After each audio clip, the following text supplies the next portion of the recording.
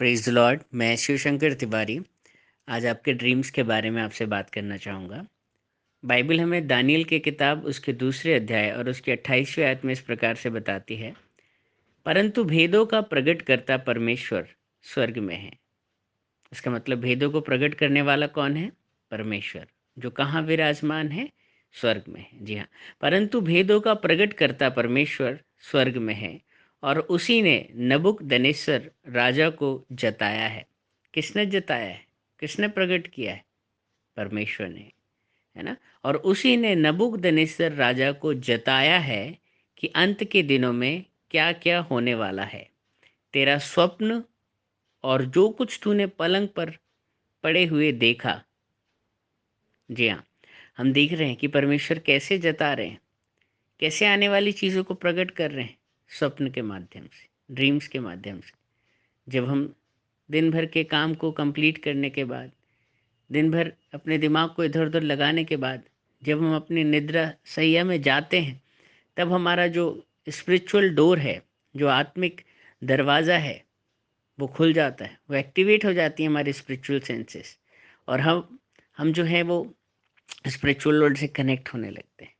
अब हम देखेंगे ये जो स्पिरिचुअल वर्ल्ड है, यहाँ से दो तरह से हमसे जो है मैसेजेस पहुँचाए जाते हैं। एक तो परमेश्वर भी हमें होने वाली चीज़ों को जताता है, पवित्र आत्मा भी हमसे बात करता है। इसके साथ ही वो जो भरमाने वाला है, भरमाने वाला कौन? शैतान।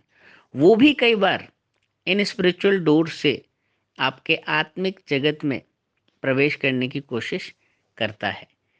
और जैसा कि मैंने बोला, वो भरमाने वाला है। वो कई बार क्या करता है? आपको भरमाने वाले स्वप्न, आपको डराने वाले स्वप्न, आपको पीड़ा देने वाले स्वप्न भी दिखाता है।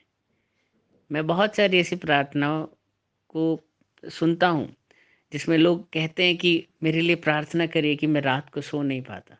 मुझे बहुत डरावने सपने आते हैं, बहुत भयानक सपने आते हैं। रात की सुकून की नींद क्या होती है मैं भूल गया। लेकिन आज परमेश्वर का वचन, जैसा भजन संहिता 91 में लिखा है, कि तू रात के भय से भयभीत नहीं होगा, तू रात के भय से नहीं डरेगा। उसी प्रकार से हम पढ़ते हैं नीति वचन, उसके तीसरे अध्याय, उसकी 24वीं आयत। यहाँ लिखा है, जब तू लेटेगा तब भय ना खाएगा, जब तू लेटेगा तब सुख की नींद आ जाएगी। दाऊद राजा भी कहता है, मैं सुख से, चैन से, बिना किसी परेशानी की चिंता को लिए हुए आराम से सो जाऊंगा। मुझे कल की चिंता नहीं है, क्योंकि मेरा परमेश्वर मेरी सुरक्षा करता है, मुझे अपनी बाहों में सुलाता है। आप जब भी रात को सोते हैं, आप अपने आप को, अपने बच्चों को, अपने घर के सभी लोगों को आप यीशु मसीह के लहू में डुबा कर सोएं। अपने बिस्तर के चारों तरफ यीशु मसीह के लहू का बाड़ा बांधें, पवित्र आत्मा जी की आग का बाड़ा बांधें। वो जो पवित्र स्वर्गदूत आपकी सुरक्षा के लिए परमेश्वर ने दिए हैं, उनकी सुरक्षा का बाड़ा अपने चारों ओर बांधें। इन तीन चीज़ों को, यीशु मसीह का लहू, पवित्र आत्मा की आग और पवित्र स्वर्गदूतों की सुरक्षा और प्रोटेक्शन, ये तीन चीज़ें अपने अपने चारों ओर, अपने बिस्तर के चारों ओर, अपने घर के चारों ओर आप बांधें। और यदि आपने कोई बुरा स्वप्न देखा है और आप सुबह उठते हैं और आपको याद रहता है, तो आप उस स्वप्न को यीशु मसीह के नाम से कैंसिल करिए।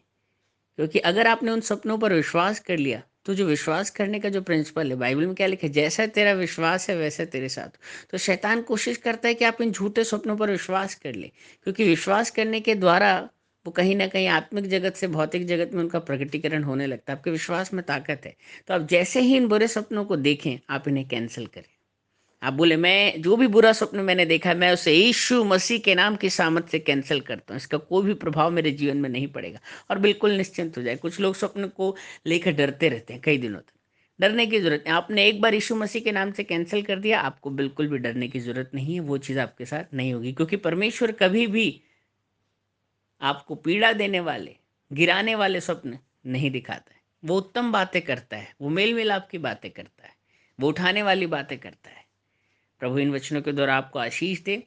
आप प्रभु यीशु के लहू की सुरक्षा मांगे, भजन संहिता 91 पढ़ें। प्रभु आपको आशीष दे।